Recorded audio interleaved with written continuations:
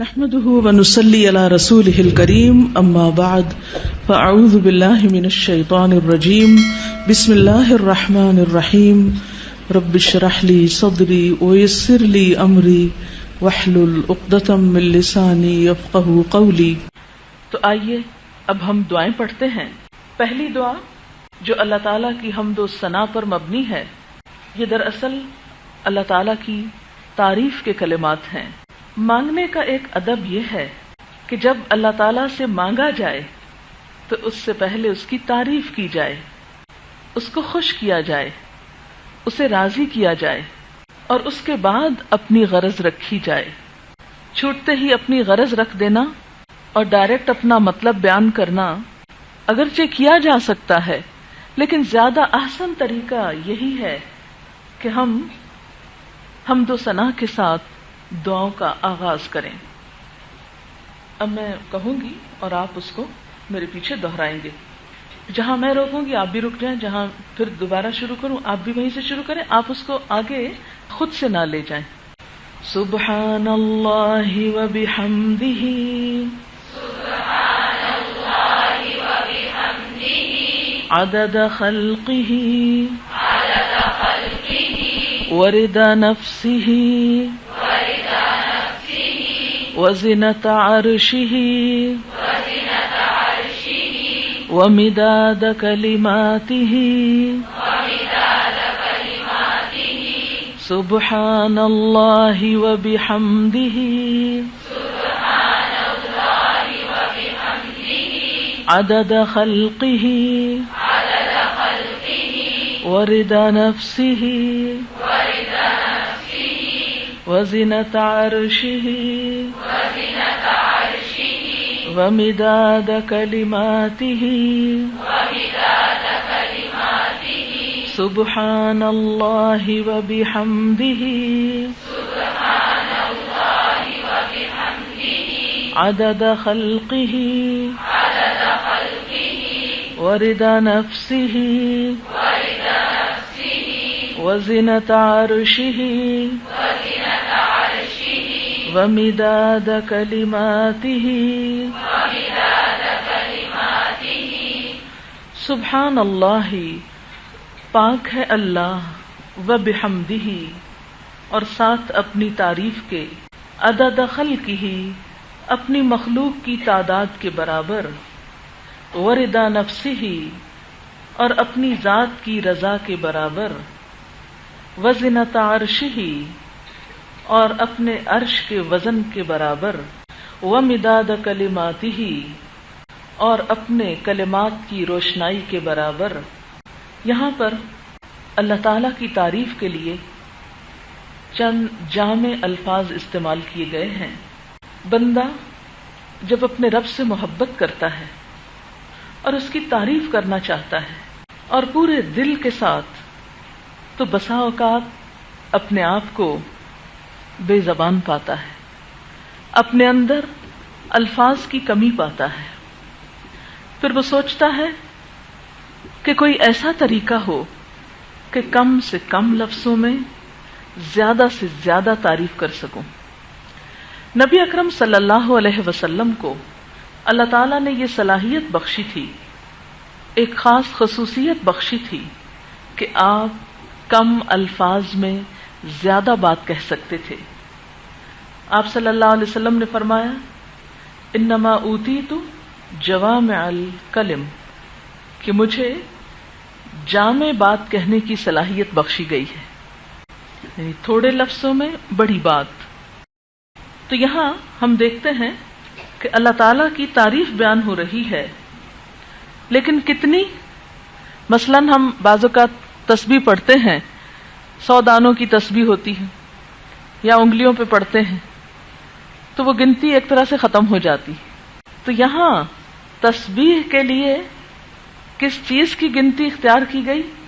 عدد خلقہ، جتنی اس کی مخلوق کی تعداد ہے۔ کتنی ہے؟ گن سکتے ہیں؟ ان گنت۔ آپ تو سمندر کے کنارے پڑی ہوئی ریت کے ذروں کو بھی نہیں گن سکتے، آسمان کے ستاروں کو بھی نہیں گن سکتے، درختوں کو نہیں گن سکتے، درخت کے پتوں کو نہیں گن سکتے، انسانوں کو نہیں گن سکتے. یہ سب چیزیں اللہ کی مخلوق ہیں.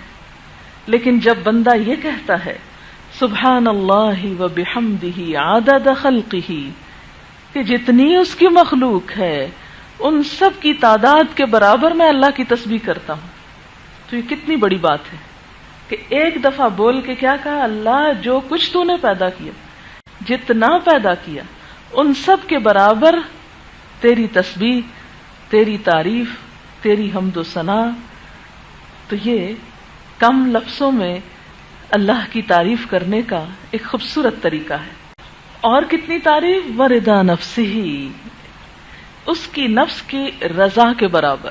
یعنی میں اتنی تعریف کرتا ہوں اس کی، اتنی تسبیح کرتا ہوں کہ جس پر وہ راضی ہو جائے. میری تسبیح و تعریف اس وقت تک جب تک کہ وہ راضی ہو جائے. ورضا نفسہ اور وزنۃ عرشہ، اس کے عرش کے وزن کے برابر. ظاہر ہے کہ اللہ تعالیٰ خود اتنے بڑے ہیں تو اس کا عرش بھی کتنا بڑا ہوگا. ہمیں نہیں معلوم کہ وہ کیسا ہے، لیکن ہمارا تصور یہ کہتا ہے کہ وہ بہت ہی بڑی چیز ہے. اس لیے جب وزن کی بات ہوئی تو عرش کی بات کی گئی کہ اس کے عرش کے وزن کے برابر.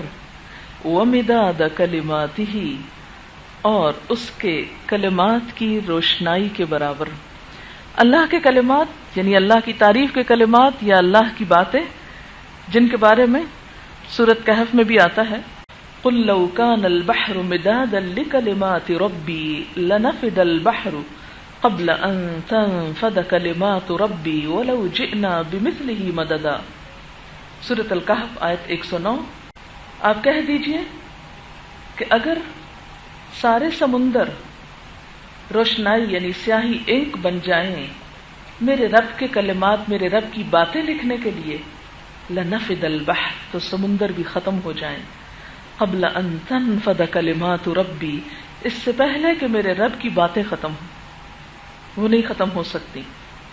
ولو جئنا بمثلہ مددا، خواہ ہم اتنی ہی روشنائی اور کیوں نہ لے آئیں، پھر بھی باتیں ختم نہ ہوں.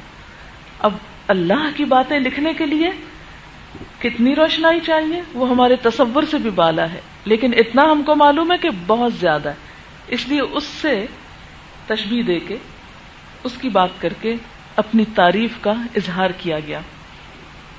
بتائیے کبھی کسی نے کسی کی ایسی تعریف کی ہوگی؟ یا کوئی اور اتنی تعریف کا مستحق ہو سکتا ہے، اتنی تسبیح کا؟ ہرگز نہیں، صرف اللہ ہی، اور وہ اس کا اہل ہے. تو جب ہم اس احساس کے ساتھ کہ ہم اتنی زیادہ اللہ کی تسبیح کر رہے ہیں تو شعور کے ساتھ اس کلمے کا پڑھنا ہی دل اور روح میں سرور پیدا کر دیتا ہے. اب اس سوچ کے ساتھ دوبارہ دہرائیں گے ہم سبحان اللہ و بحمدہ، عدد خلقہ. سوچئے ساری مخلوق کے بارے میں، بس تصور ہی کر سکتے ہیں، گن تو سکتے نہیں. عدد خلقہ ورضا نفسہ وزنۃ عرشہ ومداد کلماتہ. یہ دعا یا تسبیح کے یہ کلمات صحیح مسلم میں روایت ہوئے ہیں. یہ 3 مرتبہ صبح پڑھے جائیں گے. اس کے بارے میں ایک روایت آتی ہے کہ آپ صلی اللہ علیہ وسلم اپنے گھر سے مسجد تشریف لے گئے تو اپنی ایک زوجہ محترمہ کو دیکھا کہ وہ مصلی پر بیٹھی کچھ پڑھ رہی ہیں. جب آپ مسجد سے واپس تشریف لائے تو دیکھا کہ وہ وہیں بیٹھی ہیں اور ابھی بھی کچھ پڑھ رہی ہیں. تو اس پر آپ نے فرمایا کہ کیا میں تم کو ایسے کلمات نہ سکھا دوں کہ اگر تم 3 مرتبہ ان کو پڑھ لو تو وہ اس ساری تسبیح پر، اس سارے ذکر پر بھاری ہوں جو تم اس وقت سے بیٹھی کر رہی ہو.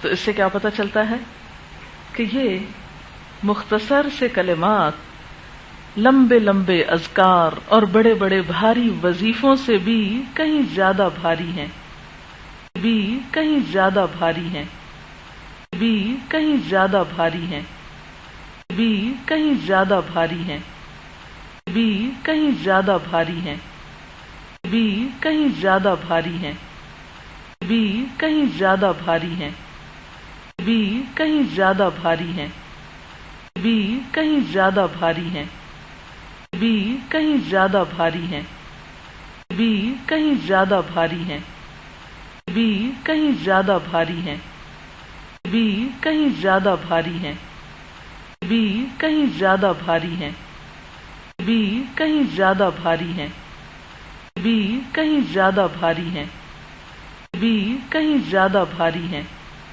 بھی کہیں زیادہ. سبحانک اللہم و بحمدک اشہد ان لا الہ الا انت استغفرک و اتوب الیک. السلام علیکم و رحمۃ اللہ وبرکاتہ.